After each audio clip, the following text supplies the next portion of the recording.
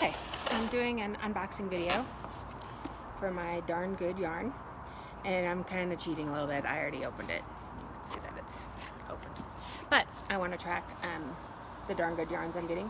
I need to figure out how to make this not backwards, but we'll work on that. So, this is the box, and like I said, I already opened it, so I'll just open this part here and show you what I had inside.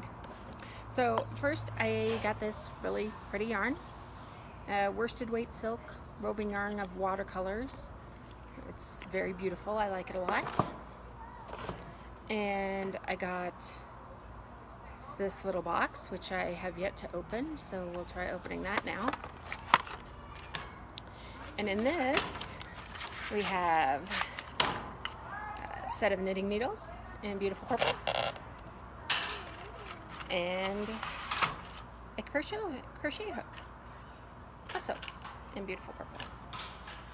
And then also I get a little Darn Good Yarn of the Month with a welcome and what's included in the box, and a little knitting pattern, and also a crochet pattern, depending on which way you go for this beautiful yarn. And then ideas of what's going to be in the next box, and some pattern ideas from other people. So that was my first Darn Good Yarn box, and I'll put everything back in there. That's it.